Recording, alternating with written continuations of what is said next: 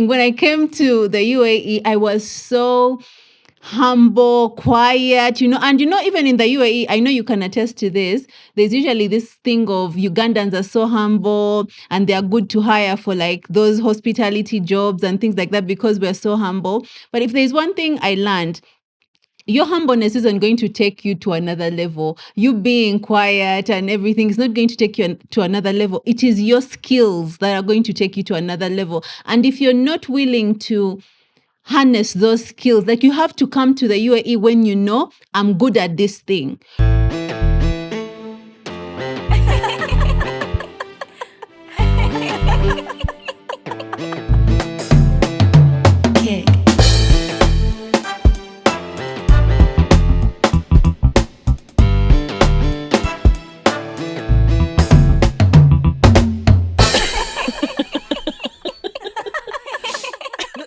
Dubai has been sold for years as the city where dreams come true. And every year, thousands of Africans arrive looking for better opportunities.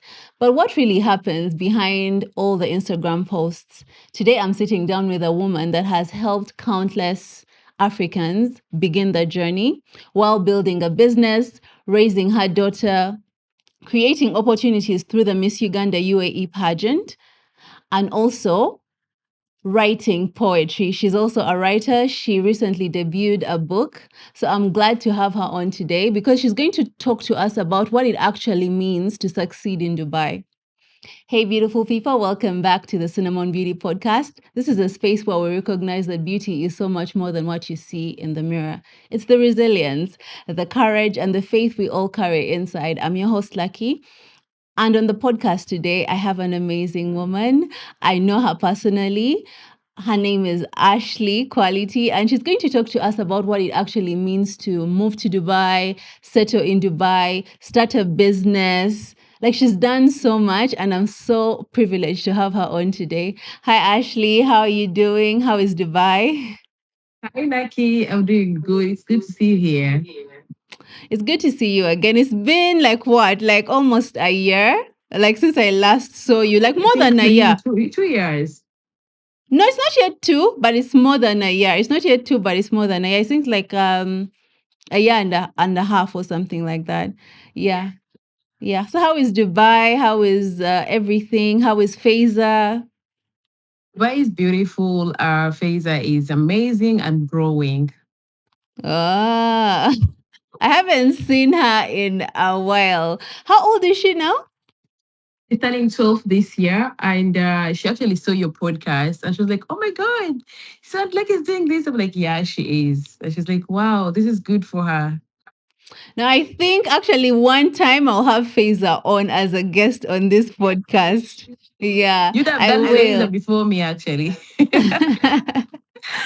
Yeah. So I really wanted to have you on the podcast because I feel like you've been in Dubai for so long. You have so much experience there. And I feel if anyone wanted to know anything about Dubai, settling in Dubai, starting a business, I think you'd be the right person to talk to because you have so much experience in that area. But before we get into that, I wanted because ever since I met you, for me, when I look at you, I see a very strong, resilient woman. Like you don't crumble when you're under pressure. And for me, that shows me like it always brings the question that what inspired this woman that you are. So take us back 20 years, maybe 20 years before Dubai. Who was Ashley before Dubai? Who was Ashley before Dubai?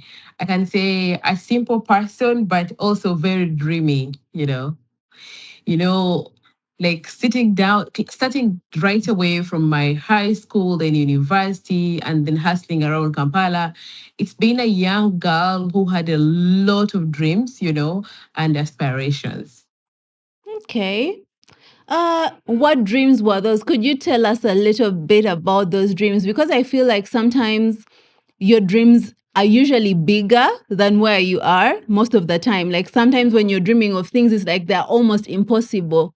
So just give us like a little snippet of those dreams. What did your dreams look like? Did you have like a vision board where you're like, oh, I want to achieve this in 5 years, I want to achieve this in 10 years? What did you want at that age? What did you want? I wasn't that organized to have like a vision board, but I always had a notebook where I would actually write down the things I wanted to have. One of my biggest dream was to become a very great journalist. you know. And then the other dream I always had was to be abroad, and to make it like to make life not like to be a rich person, but to make life easy for me, where I can be able to afford what I want, I can be able to achieve what I want. And then the other dream I've always had was to become a leader, a politician. And then the other dream I had was to write a book, which I'd like to write books, not even a book, to write books, like all the books, I've always wanted. So that's another dream. And then to raise a family and especially my kids my own way, And I thank God I'll be able to do that. I mean, raising a child. Um, yes. Okay. Thank you for sharing that. I know it's not because I put you on the spot when I asked you that. I know because I know you hadn't prepared for that. But okay, you always had a dream of living abroad. Why Dubai? Why did you choose Dubai and why did you take that leap to go to Dubai? Can I tell you something? You'll be shocked if I tell you my story and why Dubai. It's not a city that I was actually prepared to come. If I start very well, actually, I had wanted to come to the UAE, but then we used to have this famous company called Middle East. I know you, I'm so sure you've heard about it. So I went there and I did a lot of applications. And this is a story actually I've never told anyone. It's only you in this podcast. So I did a lot of applications, but I was never selected.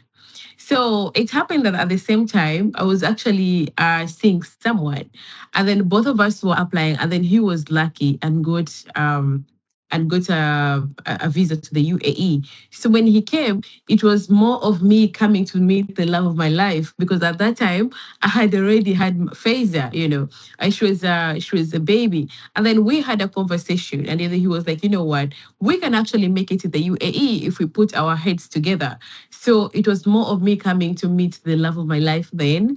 And then when I came here, the story has never had an end.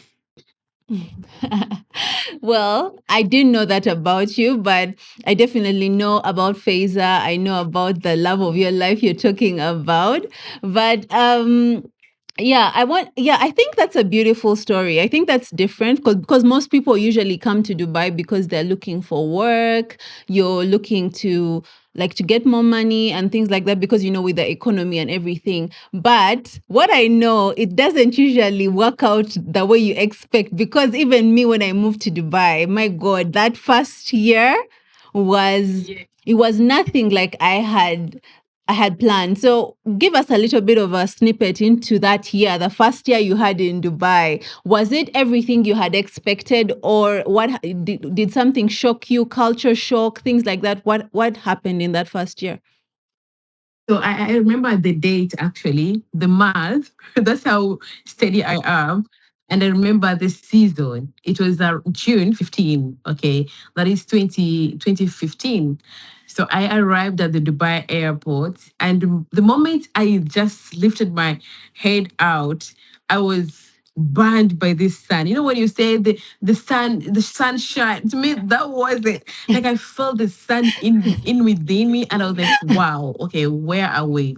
And then so unfortunately, my story was quite sad when I arrived. The visa that I had come with was written like a sales visa. But then I found myself in an office where they were bringing housemates. So when I reached, I asked, like, why am I actually here? And they told me, okay, this is the job that you came for. I was like, no, I specifically have a visa and it reads that I'm coming here for a sales job. And it was back and forth. They brought my sponsors. I tried to explain to them this is not the job I'm coming. I had come to do. You know, But the most beautiful part about the UAE was the fact that the people who were communicating to me at that moment, I don't know, maybe I was just blessed. They made me understand a certain things. There is this Ethiopian gentleman I met. He was a recruiting officer in that office in a city called Ajman in the UAE. And then he told me, "Oh, I want to tell you something, young girl." I think by then I was 23, And then he was like, "I want to tell you something, you are here today, but in 2020, it's gonna be Expo 2020 in Dubai. There's gonna be a lot of opportunities for you. If you go and work in this place, you're going to learn the Arabic language, and then it's going to open a lot of doors to you. It doesn't matter if you have a degree in journalism and this is the dream you want to come and do, but I'm sorry, this is currently the job that they lied you because the person who brought me actually lied. So I was like, I thought about it and then I spoke to the partner I told you. And then he told me, no way, there's no way you're doing that. You need to go back home immediately. So then they brought in the sponsors to speak to me. But then when they spoke to me, they came back the next day. I explained to them, I'm not going to do this job. This is not what I'm signing for and everything. But then they came back next day with a proposal. So the lady said she had a shop and she would, if I came for a sales job, then how about I work in that shop? I found it was a good idea, although the money was so little. But I was like, okay, hey, I'm gonna start from here. So that is my sad story to the UAE. The culture shock. To me, I feel UAE has never had a culture shock on me because, first of all, I'm a Muslim. So I was already ready for everything I was seeing, like the dressing, the Islamic part of it, and it was more that time, the 12 years ago. It was more of what it is today. Today, people are free; they can dress up the way they want. But then if you wear a shirt, someone is gonna look at like what's going on. But then my culture shock was the main part, whereby a man would just stare at you. I mean, it's like he has never seen a woman in their entire life. And then they would actually follow you.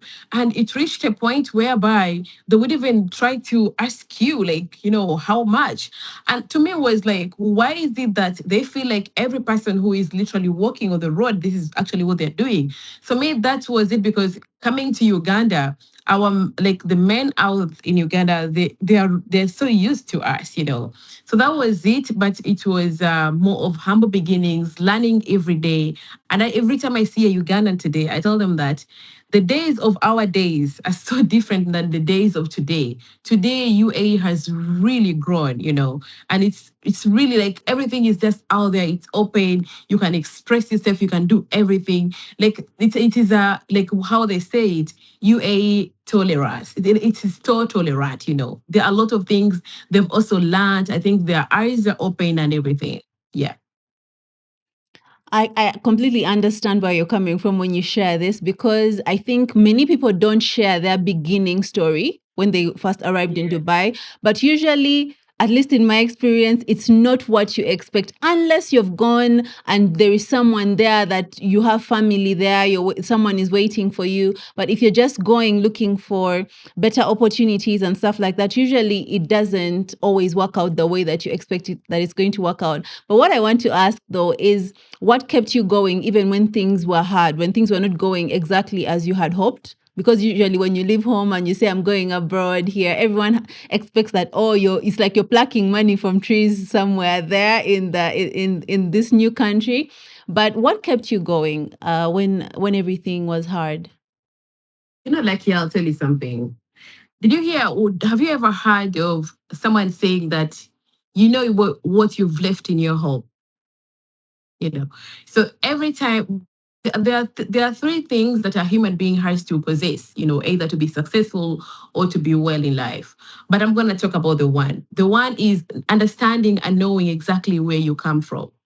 So every time I'm into a hurdle or every time I'm into a very big problem, I do remember where I come from. And then I'm like, there is no way out back. So I need to go forward. So it has been about me going forward regardless of everything that I'm going through, you know. So what has kept me going is there's resilience and knowing that I have me for myself and I have to do this, either I want it or not. No, that's very good. And I think a lot of young people can learn a lot from that, because I always hear a lot of people on podcasts saying that when you have a plan B, usually your plan A won't work, because you'll always be thinking, I have a backup plan, I have a plan B. But when you're only focused on that plan and you have this mentality that I have to make this plan A work, then you will stick to it. You will change, you will learn a new language, you will do everything that is necessary. Because I remember, I don't know how many times I changed my CV when I first arrived in Dubai, because I first applied like 20 places. Nothing, not even like an email saying we have seen your application, nothing. And then my friend looked at my application and she's like, no, you have to change this, do this here. Like, you can't just try once and expect that, oh, now everything is going to be rosy. And I think that's one of the things I learned the most from you, Ashley, as well, because you're very tenacious, you're very resilient. Like, you don't give up easily. Like, "Teba kunyigira mutoke, oshege," like, yeah. So that's one thing that I've learned from you. And I think a lot of young girls as well can learn that it's sometimes it might not work out the first time. That doesn't always mean that it's the wrong decision that you made. Maybe you need to change something, maybe you need to improve somewhere, and then, yeah, it will work. Yeah. To be a good listener. Like every time someone corrects you over something, and I've said this a million times, that for you to be successful, listening is part of it, because every day you're going to have to do mistake. You have to learn, and every time you learn, make sure you try to practice it. Yeah. That's very true. That's very true. I think if you enter a room with your glass completely full and you're not willing to take in anything, like for me, what I learned with my first job in Dubai, because I worked in hospitality, that was my first job, is like you have to be willing to learn, like to you unlearn everything that you knew before, and then you learn the new things of this place, the new ways these people live. Like Dubai is different. Like for me, there was a bit of a culture shock because I'm not Muslim, so there's also that. So you have to adjust. Like, you always have to keep adjusting, and I think a lot of people, that's where they struggle. But I'm so glad that you shared that with us today, because I feel like sometimes people think, oh, she went there and everything just worked out. But no, it doesn't always work out in the beginning. So, what's one thing after living in Dubai? Now it's over 10 years you've been in Dubai.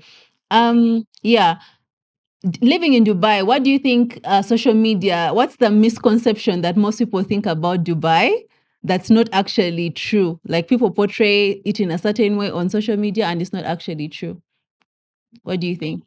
Um, the misconception, first of all, that people in Uganda do have about UAE is that every person who is here works for, a low salary, a low salary something. Like they feel like every person here, they have a tendency of the word, they call it kadama. So they feel like every person is actually suffering. There is no one who is doing a very good job. There's no one who is just happily living their life. They feel like we do not have any time for us to breathe. Like we are either hustling or we do not have, that we do not have our life. That is one. Then the other thing is the fact that people oh my god, it's actually very, very, very annoying to say this, but I feel like every girl who is living here and has made it in life is either doing prostitution. Wow. Yes, I remember those days. Like I think like 4 years back, when I would post like some gentleman sent me a message, and then he told me, "Oh, uh, I hope also you're not doing what." I'm like, "Excuse me." And then someone also who used to be my friend texted me and told me, "Can you connect me? I'd like to join your team." I was like, "Which team are you talking about?" So like they feel every person who is posting happily on social media, they're either doing that or nothing else. So that was, but I feel like by now people have changed their misconception a little bit. Yeah, we've tried to prove this by doing a lot of projects showing people, this is what we are doing here. But then it was worse and worse and worse.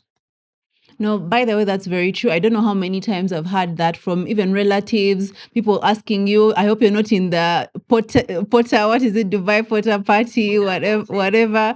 Like, there's so many. Yeah, I think, thank you for mentioning that because that's a big misconception that people have about Dubai. You know, And the I feel first that, time I actually yeah. arrived in the UAE, my brother called me and told me, I was in Dubai 2 years ago. I think my brother was working here before he went to Qatar, working with Qatar Airline. And he's like, I hope you remember our family values. You remember when I told you that a human being has to be with three, you know, values in life. So part of it is family, how you're trained back home. How do you greet your mother? How do you greet your father? How do you what do you like? What as a family, what are you holding? What are the things you as a family cannot do? So he was like, I hope you remember our family values and everything. I hope you still remember the kind of Islamic teaching we've taught you. I hope you know that this thing is not allowed, because when I used to move in Dera, I used to see a lot of girls. I was like, at first I felt so bad, but why is he telling me this? But then after some years, when I actually passed myself, he had a point. He was just trying to remind me, which is also important. I told you, always you have to listen, even if it's, listen, nobody is actually stupid. Everyone has a little sense. So every person, you can listen, then either you decide to take in, to change, or to leave it at that. So to me, after some time, I was like, okay, I understand what he's talking about. So yes, even relatives themselves, they will not believe if they see you posting every day on social media, nice, beautiful picture, you have money, you're cruising on a Range Rover, they'll be like, what is she doing? Yeah, that's it. I think every African girl can relate to what you just said now, at least to a certain extent, because somehow there is an expectation that you can't have money, or you can't be having a good job, or you can't be doing well. That if you're living a good life, then you must be doing something dirty on the side. Yeah. Section, some a friend of mine he did a podcast, and then he said he knows people who are earning, I think she wanted to mean 9 million, and everyone's like, oh, it's impossible. And I was like, look, dude, I know people who are earning 60 million staying in Marina, and they're doing super good, you know. So it is that's the but that's perception of that. But I don't want to speak about it because I saw it. Think you're gonna ask me about that, so I'll keep it at that. Okay. So having lived in Dubai for now over a decade, um, things have come and things have gone, things have changed in Dubai. Is Dubai still a land of opportunity in 2026? Would you recommend it as the land of opportunity? Dubai is still a land of opportunities. I'll tell you something. Have you ever seen that land that is so blessed regardless of everything? 2020 was the worst, literally. We were staying at home with no hope.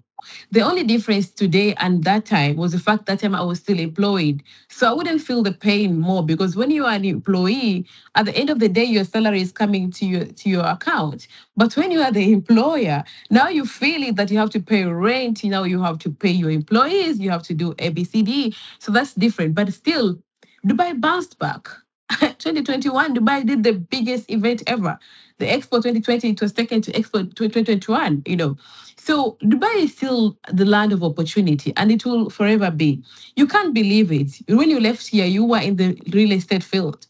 People are buying. People are closing deals.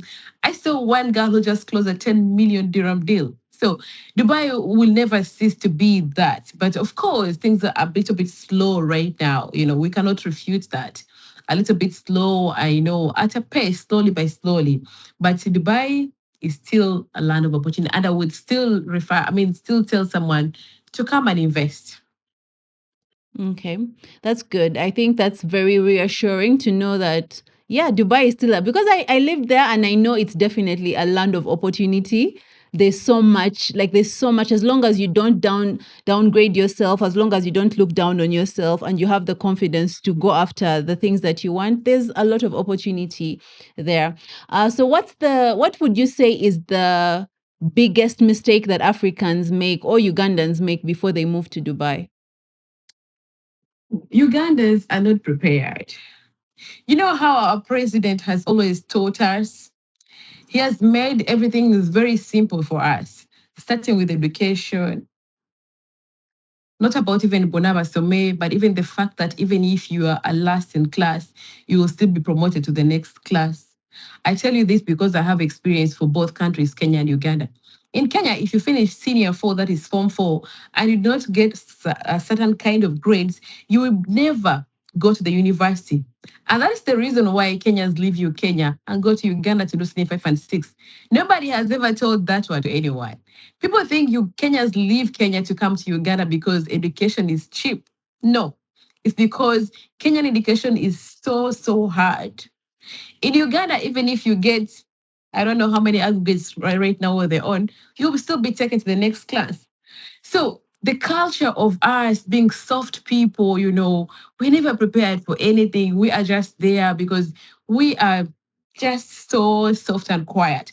Now we take that mentality to the UAE, whereby someone as big as 30 years cannot actually book a ticket for themselves. They cannot do the simplest things. And then they come to the UAE, they are not actually ready with their CVs.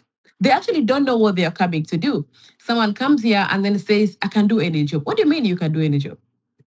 Mhm. Why? So one of the biggest problem, and this is about Ugandans, but the entire Africa. Someone comes, for example, I'm so sorry to say this, you finish, maybe you dropped in senior two, and then you do not have any kind of certificate, and then you keep saying, oh, they don't give us jobs, they give the Philippines. No, lucky you've been here. You've made people who actually have degrees attested and they're working with Ed Salat, Do, Halij News, Gulf News. But why? Because they were prepared. Recently, I was speaking to one Ugandan who actually applied his own 6 months visa online. And this visa is for people with degrees. Now, most Ugandans don't know that that visa exists. They don't look for information. But if a person sits down, an African sits down and says, okay, I'm going to the UAE, let me arrange myself. This is my money for my let's say bed space for the 6 months. This is what I'm going to use working around. This is how I'm going to throw CVs. Before you come, you need to know those research. You need to do those research. How to throw CVs, how to send CVs, where you're going to do, how are you going to the interview. Many times I found someone sitting at Metro going to do an interview, but they are wearing red and black and slippers. Mhm. So, so like most of so we as Africans are not prepared for change, but we do want change. And this has been seen many times. I'm gonna go in like let's say in the political part of it. Currently, the minister of local government is going rounds. Yeah, he's going rounds trying to correct things. But the same people who are supposed to put the government on check, they're the same people saying, "Where is he embarrassing our people?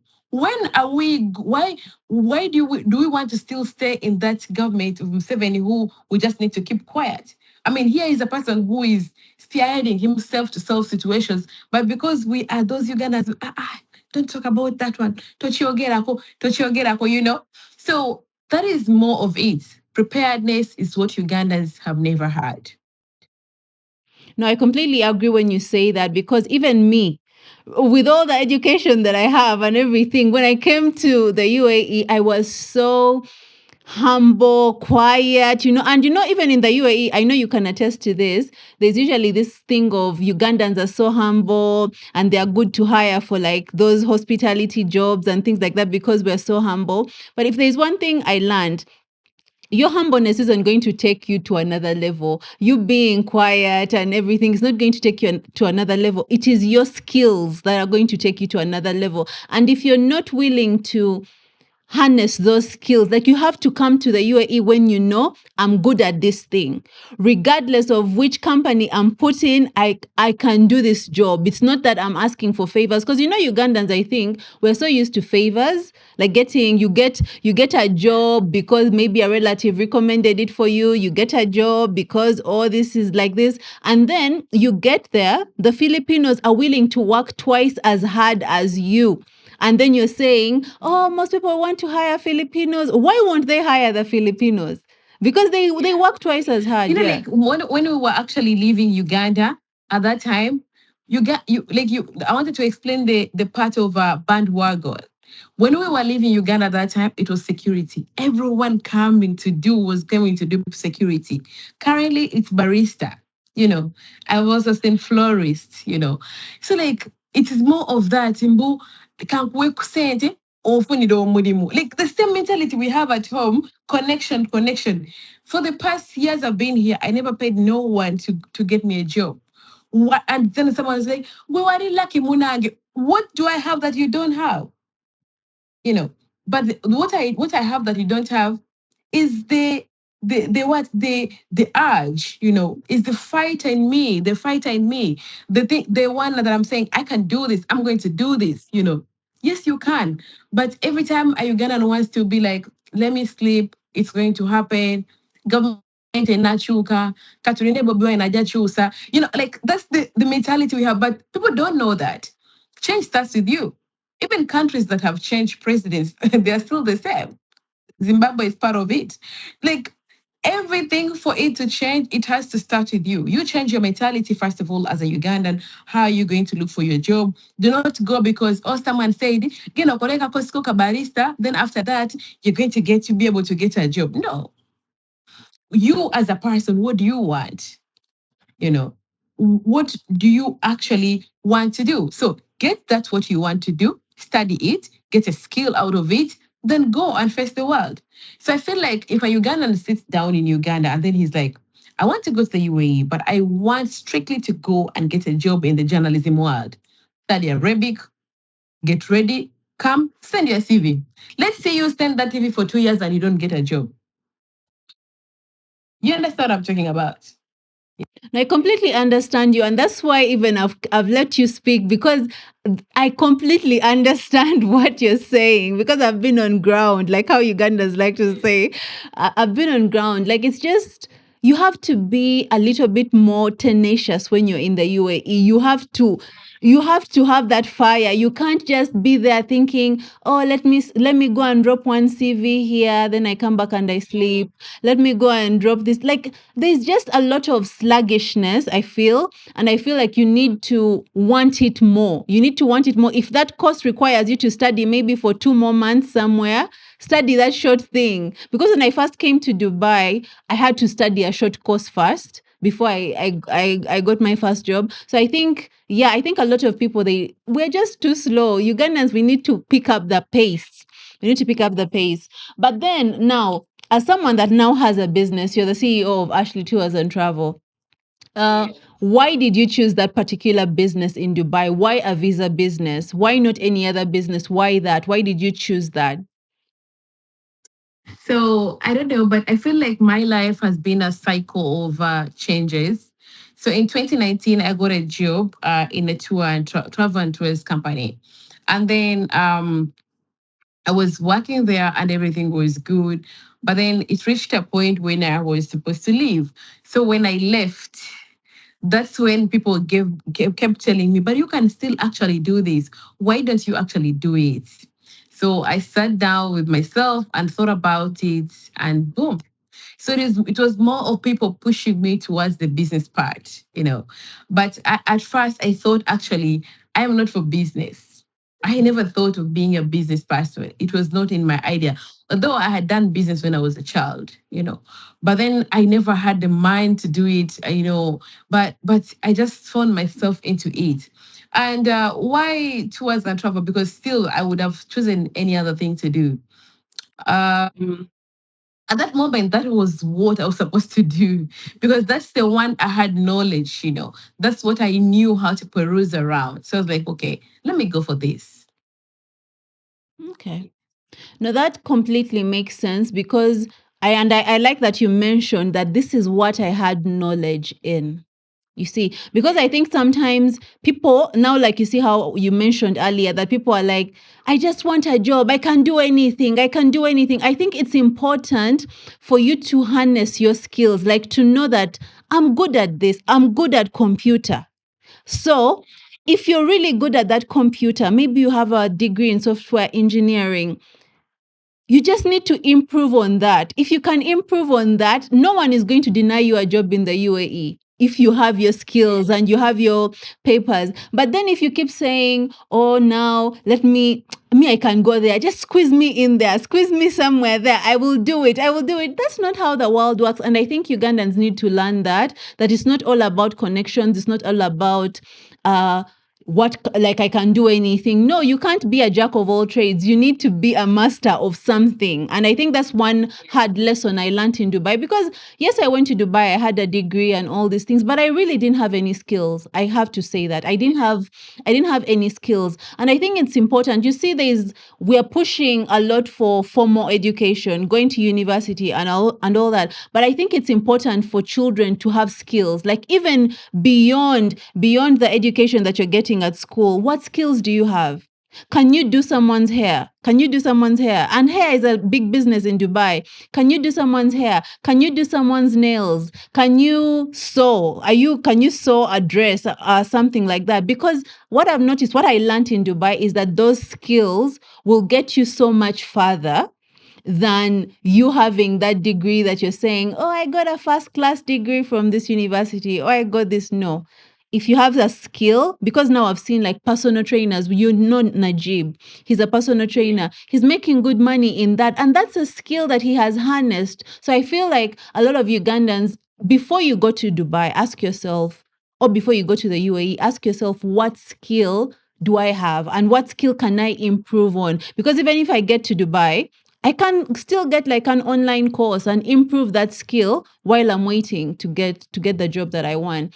I'm glad that you shared that. And I also am glad that you mentioned that it was the knowledge that you had. Because I think sometimes we are looking for blessings out of nowhere. You're looking for opportunities out of nowhere. Like, you need to have a starting point. What do you know? What are you good at? And I think that's where you can go forward. But then I've seen you do your business, because I've seen you work. You've done that tour and travel for years now. It's almost coming to like 6 years, 5 years. Yeah. So now you've been doing that business for a while. What's the what's the biggest lesson you can tell someone about failure when your business is failing? What's the biggest lesson you can tell someone about that? I'm a very good student of Beta Ture, Patrick. I do follow him and watch his lessons. And at a time when I felt like I was actually failing a lot in business, I had to go back to groundwork and start listening to people with wisdom. What are they talking about this? And then I realized I was not the only person who is failing. I realized that the KFC guy failed a number of times before he made KFC. And then now I realized that in business, you need to do mistakes and you need to fail every time. But then the difference is you need to do when you're young. Yeah. So if you start business at an early age, you're going to fail until at the time now you feel, okay, now I understand business and this is it. That's why there is always profit and loss, and the margin is very little. Like, it can either be profitable or it can be a loss. So I realized that this is the biggest thing, and you cannot actually avoid it in any time, any day. One of my biggest failure was 2024, whereby I invested a lot of money and got quotas from Fly Dubai. And then, unfortunately, all these people who were on these visas, they went to overstay. Now I had a query to answer to the government, which was close to 300,000 dirham. That's like 300 million. Now, with a business like mine, which actually isn't that stable, that was a very big hit. And then the cancellation of licenses and blockage of the licenses was another thing. And there is no way you're going to explain to your clients. It's either they want to get a refund, or you need to do their visas again. So I can tell someone who is doing any business, and then I started majoring into perfumes, and I saw it was the same hurdle. You send stuff in Uganda, and then boom, they are taken by URA. It's the same cycle. So I realized that every business has its own problems, but it is about you understanding that this is what I'm into, and then you also accepting that you can't actually run. You can't run. You just have to walk, you know. So now, because you need yourself, you need your mental health. So if you keep crying over water that has already poured, you can't put it back in the bottle, but you can start again to get another water to put in the bottle. So I advise any person who is doing business to expect losses more than the way they expect profits. But again, it doesn't mean that you have to give up whenever whenever you feel like you're failing. No, no, no. Failing or doing any mistake is just you being told, hey, sit properly. Like you are actually sitting like this, and then now you're being told, hey, sit properly. So wake up, put yourself together, and go get it again. Very good advice, I must say, because what I know in life, even if it's not business, even if it's just life, you're going to fail.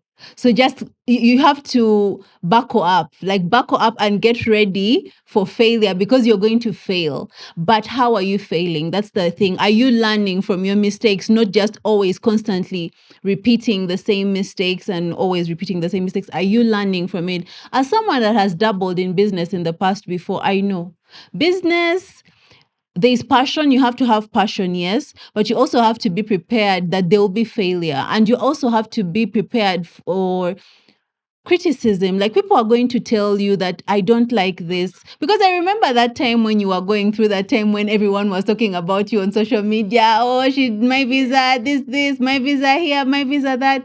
But that's why I keep telling you that you're tenacious. Like, you're someone that I admire your tenacity, because you don't give up easily. You keep like struggling and striving and striving. So that's one thing I learned from you as my friend. That's I'll tell you here on this podcast. Like, you are very tenacious. You don't give up easily. And I think that's something everyone that is looking to get into business, you need to have that. You need to have that, because it's not always going to be roses and rainbows. It's going to be really hard. Yeah.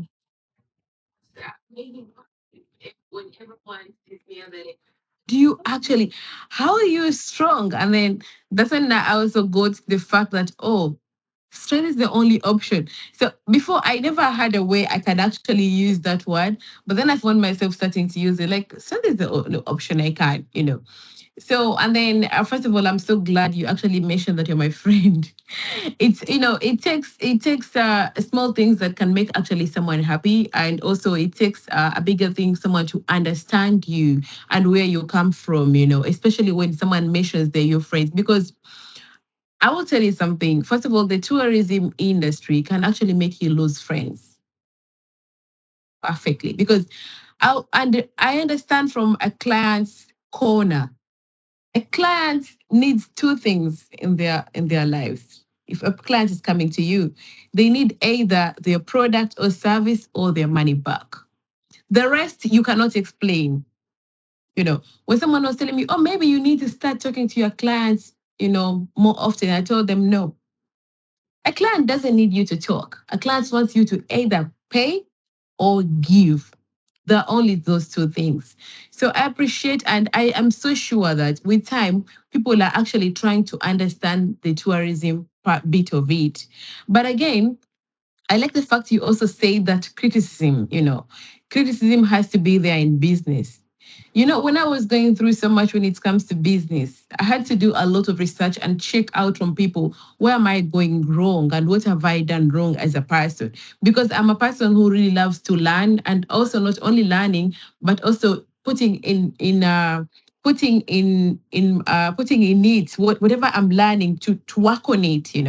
So, and then I spoke to my father about this, and I was telling him exactly what I was going through. And then he told me, so I was like, you know what? I feel like it is time for me to believe that I can't actually do business. He told me something, and until today, I've always shared it with my friends. He told me, do you support football? I said, no, I'm not a football supporter, but I know some teams and players in football. It's like, okay, do you know Ronaldinho? I said, like, yeah. I've seen him. I'm a fan of the fact that I only like him for the fact that he doesn't know English. but he makes sure he speaks his language very, very, like he's so proud of his language. So I like him. So he told me, okay, I know you are on social media. You had at the time when he removed Coca-Cola and placed water. I was like, yes. It's like, okay, I want to send you somewhere. Go and look at that vlog. So I went. What I found there, Lucky, I was I was so shocked. It took me like 10 hours to see the comments and different blogs talking about Coca-Cola. And then I looked at myself, I was like, look, I have only like three companies, one that is commonly known, but I have other businesses. I was like, but it's Coca-Cola that has been here for, I think it's 1990s. People are still commenting about it. They say Coca-Cola means no God, no Prophet Muhammad. Muslims were fighting Coca-Cola. They said, oh my God, if you take Coca-Cola, you're going to be fat. Oh my God, if you take Coca-Cola, you're going to have gas issues. Oh my God, Coca-Cola. Like Coca-Cola, Coca-Cola. So it's like, wow. So if they can talk about a big brand as Coca-Cola, then who am I? And then he told me, the government. My dad was talking about the government. He said, can you check the entire government like the entire government structures of the whole world, not only Uganda? When did you hear people appreciate? I was like, yeah, you're right. Even America, that citizens are given money, they'll still complain about it. It's like, okay, God himself. I was like, well, what about God? He's like, when it's raining, people will say it's raining. When it's hot, people will say it's hot. There are people who still don't believe that God is the one who created us and they go and worship idols. So he told me, look, one thing you have to accept that you're going to be criticized. But when you hear a criticism about you, go back to the drawing board and look at the criticism, check where you've gone wrong, and check where you need to correct. So, and he mentioned, if someone criticizes you, then that's a very good thing for you as a business person because, like I said before, you are, like there's a point when we are actually here. There's a point in 2022, like I was here. So obviously, I needed someone to tell me, look, get back to your get back to where you're supposed to be. You feel you're so up. You've ever heard about someone who is arrogant because they got money? Yeah. Mhm. So obviously you stated that you're like, man, I'm Ashley quality. Like, what are you telling me? So when someone criticizes you, like, oh, okay, hold on a little bit. I'm Ashley quality, but I'm serving the people. So I need to put myself right. So that is it. This conversation, I'm enjoying this conversation because I'm getting actually to know you better through this conversation, but also I'm learning a lot as well because sometimes I think people just see people on social media, you see this here, you don't understand why that person is that way. But I'm happy for Faiza that she has a mother like you because she's learning a lot. Trust me, she's learning a lot by watching you. She's learning a lot by being close to you, having you as her mother. So you're raising a child, a daughter in the Middle East. What's the hardest thing about raising a child in the UAE? Or is there anything that's hard about it? Raising a child in the UAE is it's not so different from raising a child in anywhere in the world. The only different part is that here education is quite expensive. And then when it comes to a child also, the beautiful part of her associating with people, going out there like to visit friends, to play in the soil and everything, that's the one you'll find difficult because every time you be around her, you have to see her. Like she will not be going outside, to visit people with the whole hot sun currently. But I am so blessed, first of all, to have her as my child. And I'm so blessed to raise her. And like I said, it was one of my dreams because being the fact that I was raised by a grandmother and then later a mother and later an auntie, I had always wanted God to give me a child and always wanted to raise my child by myself because I wanted to. instill the values myself to my child. I wanted to be the one to educate my child. I wanted to be the one to make sure that my child is the rightest mirror. I know there are places that I might fail as a mother, but then I wanted that to take that how they say it, to be the one to be asked like what The happened, responsibility, yeah, yeah. the blame, yeah. So I wanted that, and that's why in everything I was actually doing in the UAE, one of the things I used to fight so much is to bring my child to be close to me, you know. And every time I've thought about relocating, I've thought about the part that I will be separated with her, because I want that bond of a mother. I want my child to say, I was with my mother for the rest of the time, you know. Because if you look at the time that we actually spend abroad and the time that we go back to visit our children, you will miss a lot of stages in your child's life. For example, the 11 years old, the 11 years age is the one of the hardest part of raising a child. I'm so sure you remember when you were in P6, you must have been also very naughty. So this is how that stage is. So imagine a child who is 11 years and is not living with you. They'll be missing a lot, because this is the time you have to tell her the reality of the world. You have to tell her about the men. You have to tell her about, about how to behave. You have to remind her that, look, forget about this adolescent stage you're in right now, but then there's real life. And mere the fact that she's actually staying with me, she's learning the values of business. She's seeing how much hard I'm actually trying to work. Okay, I don't want to say I work hard, but I work smart. So the smart part of working, she needs to embrace that, because we are told that our mothers are the right mirrors of us. Whatever we're doing today, Lucky. And I remember I had this conversation with you when you spoke about how your mother taught you how to cook. You went without giving my donuts, but it's okay. So, so like when you talk about the how your mother taught you how to cook, just you me are remembering that, what, my mother is the one who taught me how to cook. That's important. That's the stage she's in. So yeah, it's not as hard as I can say, but yeah, it's a little bit tricky, and it needs a lot of psychology, and then you need people to talk to you about it, because raising a child, having a child is easy. Grooming a child is hard. Yeah. Ashley, I think I'm going to have you on for another episode, because there's so many things. We have so much to talk about, and I feel like I'm going to have to cut a little bit of things short. But what I can say about you as a mother is that you've done an amazing job. I know Faiza, I've met her. She's very polite. She knows how to behave around people. She's very smart. I think you're doing an incredible job. And if you ever have doubts in that area, trust me, you're doing an amazing job as a mother to Faiza. And I'm sure a lot of people tell you that when they meet her, because she's an incredible young woman. And okay, one thing actually I wanted to talk about before we actually close this thing, because the time is running out. But I wanted to say that you do a lot of things. You're behind the Miss Uganda UAE pageant. I've been privileged to judge on that, I think 3 times, on the Miss Uganda pageant, UAE pageant. But I've been privileged to be a judge there. I've seen how hard you work. I've seen, like, how do I put it? I don't even know the best way to describe you, but you give everything your all. Like, if something fails that Ashley did, just know she tried everything and it just failed. But you usually give it your all. But one thing that surprised me about you was the book.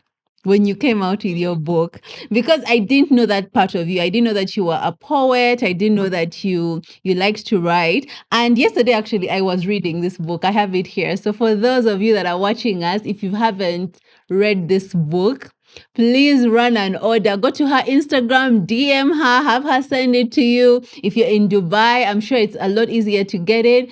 This book, it's called Emotionally Drained. I read it, and I'm just going to read a poem that I liked, my best poem in here that I liked. Yes, because I think it says a lot about you. You wrote about Faiza, and you said, "The apple of my eyes, the love of my life. If I ever told anyone I loved them, I lied. A love so deep, an affection incomprehensible is what I feel for you. You melt my heart, you tickle my soul, oh my love. And then you go on and you go on. You talk about the labor that you had when you were giving her, when you're giving birth to her, and everything. But I feel like every mother can pick a leaf from this. Like if your child had you write about them like this, what child wouldn't feel loved? Like, what child wouldn't feel that my mother loves me if you can write about them this way? So I was really touched by that poem. I wanted to read it. It's really, yeah, it's really beautiful. So just yeah, if you haven't gotten this book yet, please, you're wasting time. Just order this book. Go to her Instagram. I think it's Ashley Promoter or Ashley Quality. Yeah. And then you can get this book. It's not that expensive and it's very small. You can read it even in a day. But yeah, I was really touched by that. And I wanted to share that on the part of motherhood, that if, like, show your children that you love them. You don't have to do the biggest things. You don't have to have the grandest just like gestures for them. But if any child read that poem, even I'm sure when Faiza read this poem, she might pretend and be like in that age of I don't need my mother and whatever, but she knows that you love her. So before, yeah, she knows that you love her. So I wanted to get into how you got into poetry and all that, but we're running out of time, like seriously. But briefly, just tell us what inspires your poetry. Because when I read this book, in the beginning, it was a bit dark. I felt like you were in a dark place when you wrote this book. So I just want give us just something briefly. Tell us what inspires your poetry. What inspires like the therapeutic poems that you write. So first of all, I had a very rough childhood. That's not something I can't actually lie about. But then over the years, I was looking for something that can actually calm my mind. And I realized the only thing I can do that was since that's Form 3 was writing.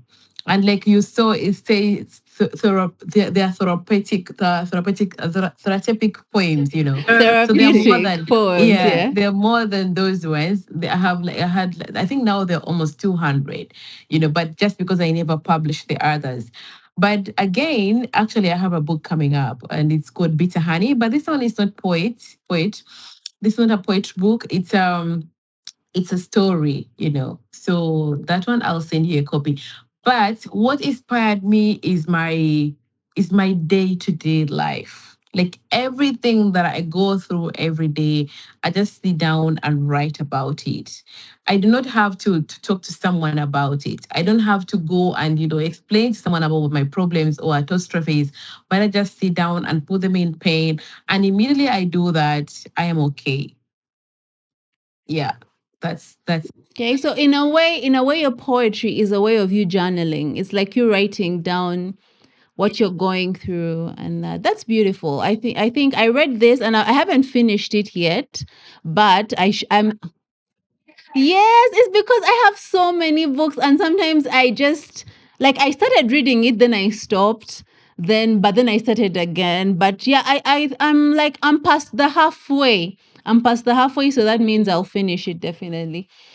So now we're going to go to my best part of this podcast, and today we are supposed to have a cinnamon confession because I want there's someone wrote in a question for you when I told them that you were coming on.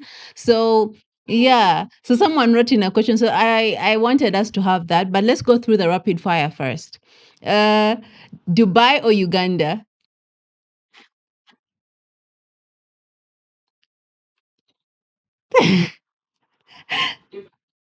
Oh, coffee or tea? tea. Tea. Tea. The biggest splurge the biggest thing you've ever spent money on. Oh my god. Is it an asset or something to eat or Anything you feel that when you spent, you really spent. uh my school project in Busia? Okay. Kudos to you. Yes. Yeah. And then biggest regret. Ooh. Oh my god. This one is supposed to be short, no long sentences, nothing, just the first thing. Loving wrong. Yeah, that's deep. We need to get into this. We need to get into this next time. One word that describes Dubai. One word that described Dubai. Oh my God. How can I describe something that is so full of lights? Hmm, I I don't Can I don't describe it know. in Arabic? Yes, maybe the Arabic viewers will understand. Mabsut. What does that mean? Like a loose translation. Like so beautiful. Oh, mashallah, like something like saying mashallah, right? Actually, mashallah is the perfect word to describe Dubai because everyone says it. I think mashallah, Yes. yes. And then, are you a morning person or a night owl? A night owl? I'm a morning person. Rich or famous? Rich. I don't need fame. Hmm. Introvert? Are you an introvert or an extrovert? An ambivert. That's new. Okay, what? That's like you're in between. Come again? What does ambivert mean? Both of them are introverts and extrovert. Extrovert. Yeah. Okay. Like I love to be with people, but again, I love my space. I think I might be that. I might be that too because yeah, because I like my space, but I also like being around people. Best investment you've ever made? But before you go, I need to comment. Faith is the one who taught me the ambivert. No, by the way, your daughter is going to be something else in the coming years because her English alone, God, jeez. What's What's the the worst worst investment investment you've you've ever ever made? made? Ooh, visa. Mm. Book that changed your life? Oh my God. I forgot it. It's called, is it something chemist? Alchemist, the Alchemist? Yeah. Oh, okay. I haven't read that one yet, but maybe I should add it to my list. One habit that has made you successful. Discipline. Yeah, discipline is really important. Yeah. My dad always says that to me. He's like, you can do everything else, but you see that discipline that you keep ignoring, you will look back on it and be like, I should have, yeah. But your dad Then, did an amazing job on you. no, my dad, I think I need to do a whole podcast just talking about him because both my parents actually, because my dad has provided for me in every way. It's just that now I'm older. Of course, now I provide for myself. But my dad, I never lacked when it came to my dad. So I have nothing like simubanja. I want to get a simubanja. Then what's something you've outgrown? Oh, trying to please people. People pleasing. Yeah, I think that's something that everyone by the time you're in your 30s, you need to outgrow some people pleasing tendencies because sometimes people just hold you back and yeah, you just have to move on from that. So today, because I'm cutting the episode short because of time, we're going to go through the cinnamon confession. The cinnamon confession is that it's a part of the podcast where we help a viewer answer something, a dilemma they're going through, a question they might have. And so this is today's cinnamon confession. Dear Lucky, I moved abroad about 5 years ago, chasing a better life. I live in Canada, but every time I visit home, my family expects me to solve everyone's financial problems. I'm expected to pay fees for my nieces and nephews and also pay for extravagant birthday parties from time to time while still funding my life here in Canada. I love them, but the pressure is overwhelming. How do I set boundaries without feeling guilty? Wow. This is something that most of us have actually faced, even me myself. But what I can tell her is one, first of all, why would someone actually force you to do what you don't want to do? It's very easy. Let her make everyone understand that, hey, look, as much as I'm living abroad, but I'm also trying to put my life together. Now, it is upon her to decide either she's going, for example, if someone says the birthday is 1 million, let us say she's contributing like 100. It shouldn't be forceful. It shouldn't be something you can't do. And I'll tell you something funny. These people do not love you for you. They love you because there's something you're putting into their life. For example, my relationship with me and you, Lucky, it's not that we communicate every day, but every time we are together, there's a that struck that, you know what, this is my friend, but you've never called me, or you want this, or I've never called you, or I want this. So as much as people are families, and the African part of it, whereby people feel like they're so entitled to ask us things, is the wrongest way of doing stuff. Like, and the worst is when she's at a point when she's failing, none of them is going to come through, and that's the reality. And let her get it from me, that some of these people actually, they ask you for this because they want to see if you're all they're going to give them or not. So if you don't give them, then they'll make it to be a big issue. So let her take her time. Let her put her boundaries. The good thing she mentioned about boundaries, that means she already knows that she can create them. So if a cousin says, "Oh, I need a birthday party," or da da da, she'll be like, "You know what? I'm also going through some stuff, but I can afford to give you 100." As simple as that. She shouldn't completely say, "I'm not going to do that," but she can offer to say, "I'm going to do," let's say, a simple of it. It's just like me coming to you, "I want to borrow 1 million," and then you tell me, "Ashley, I can't give you 1 million, but let me give you 100." You understand? So that is more of it. And the nieces and the nephews that maybe he's educating, sometimes education is nice. If she can actually afford to do it, yeah, she can. But if she can't, let her not overstretch herself. Life is very short, and you don't know who is going to help you. So the niece you're helping could help you in the future. I'm so sure you've done that before. I've done that too. But again, she should not overforce herself. Let her do what she can actually do. You understand? Yeah.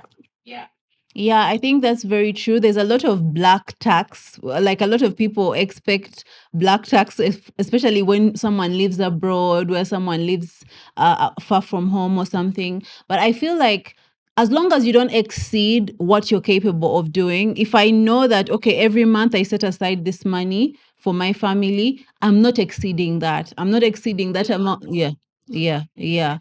Yeah, I'm not exceeding that because actually one time when I was working in DNB in Dubai, one of my colleagues asked me why I used to send money home because she's from Denmark. Like she doesn't understand that. So she's like, "Why do you send money to your family?" But okay, I understand it that as Africans we have that thing of black tax, like helping out. But what I can say to her is don't exceed what you if you can't do something, don't force yourself to do it. Like just do what you can and that's it. You don't have to explain to anyone. Just do what you can do and leave it at that. So as we close, the closing question is going to be this will be, you can give us your final remarks as you answer this question as well. If someone is watching this and they're sitting in Uganda, Kenya, Rwanda, or Tanzania, dreaming of a better life, but they're terrified to take that first step, what would you say to them directly? Thank you so much. So first of all, they should sit down, look at what they can actually do. Let them take their time. Let them make their own research about everything, and then after that, pray about it. It's very important. There's nothing that beats prayers. Ask God if this is the best decision. And I'm so sure some of us have been answered, but just because we don't know. So pray about it, think about it, and then prepare for it. Take at least 2 months preparing for this. Make research, call people abroad, ask them. You need to understand the laws, the do's and don'ts, your community, how are you going to do? And then after that, take a step. Yeah. Because for me, what I always say is it's better to regret something than to always ask yourself, what if I had done that thing? So for me, that's what I always say. Like it's better to have regrets than to have like those maybes. Maybe I would have been this. Maybe I could have done this. So thank you so much, Ashley, for joining me on the podcast today. I will definitely have you on again because this conversation, I didn't even scratch the surface. I don't know where we spoke a lot. I don't know, but we didn't even scratch the surface with this episode. So I will definitely have you on again. If you haven't got Ashley's book, it's called called Emotionally Drained. Just contact her on Instagram. She will get you a copy. It's not that expensive. It won't break the bank, so please get it. And as we always say here on the Cinnamon Beauty Podcast, if this episode helped you in any way, if you feel inspired by it in any way, please share it with someone else that it might help. And yeah, like, don't give up on your dreams. And like Ashley said, like, take the step, do your research, know what you're good at, and take that first step to the dreams that you're always writing down in your journal, on a vision board. Those dreams are not going to pluck themselves off that board. You have to take a step and fight for them. And as we always say here in the Cinnamon Beauty Podcast, I'm sending you my love and endless blessings. Stay fabulous.